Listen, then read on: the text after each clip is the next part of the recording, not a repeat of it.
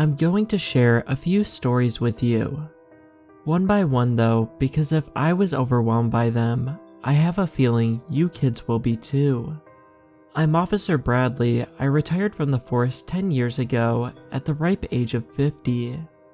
I'll begin with the story from my 20 years as a police officer that stuck with me like a deep thorn. January 17th, 2005. We got a call about a woman who had locked herself in her bathroom. She said her boyfriend was trying to kill her. My partner Mason and I arrived at a house on the end of a street. The lampposts flickered yellow and the wind danced the trees and bushes. The clouds were thick and the air ice cold.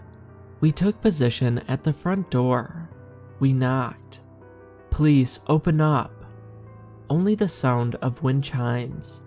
Mason kicked the door open with all the force he could muster. We scanned the house downstairs, no one in sight. Clear. "You hear that?" I said. Mason looked up at the stairs. Gentle cries, a woman. So subtle and as if muffled behind a door in a room. "Thought she was supposed to be downstairs," said Mason. We made our way upstairs. "Ma'am, it's okay," I began. "You're safe now. No one's going to hurt you." The crying stopped abruptly, as if someone hit pause. Then it started again. "But he's still here," replied the woman from inside the door. My partner and I checked the entire house. "No one's here, ma'am. You're safe." Downstairs, the front door slammed shut. My partner and I gave each other a gaze, and I could notice his brow sweating despite the cold night. I used my head to gesture for him to take a look. He stood from atop the stairs and looked down at the front door. "Just the wind, I think," he said. Then a gentle voice came from inside the bathroom. "Are you sure, Officer Bradley?" the woman asked. The entire night at that scene, neither my partner Mason nor I used our names out loud.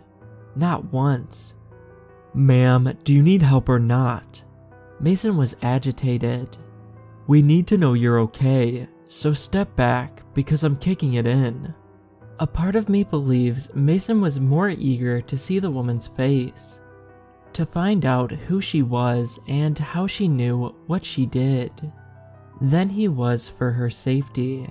He wanted peace of mind. "No, hold on, I said. "She might be sitting right by the door. We don't want to hurt her." Then she said it. "Officer Bradley, tell Mason that if he touches this door, I will visit his family in the late hours of a certain night and break down a door of my own." The woman's voice was an octane deeper when she said that. I never understood the expression white as a ghost. Do people actually turn that pale in the face? I learned that they in fact did. When I saw my partner react to those sinister words, I couldn't stop him from kicking in that bedroom door this time. But when he did, we found nobody inside. There wasn't a window above the shower through which to escape, or another door to go through, and yet, we were certain that we just had a full conversation with the woman behind this door. We scanned the entire house, including the backyard, one last time, inch by inch. Nothing. My partner and I communicated non-verbally for the rest of the night. So, when it was time to leave, we gave each other a look and left the house without even looking back. Now, this is the part of the story I haven't told anyone, not even Mason. We were sufficiently disturbed, so I didn't want to tell him what I'm about to tell you. When we left the house, I drove us back to the station that night. He probably thought I didn't notice, but his hands were shaking too much to drive comfortably. He doesn't drink coffee. As I reversed the cruiser out of the street, Mason didn't look back at the house. But the truth is, I did, and I sincerely wish that I hadn't. I looked and squinted at a garbage can by the side of the house to see a strange dark figure kneeling by the gate, as if watching us leave. And as we finally drove away, as the house became more and more distant in our mirror, the figure slowly stood itself up, and I'll swear even today that as it stood up, it didn't stop rising until its head peeked over the roof of that 2-story house.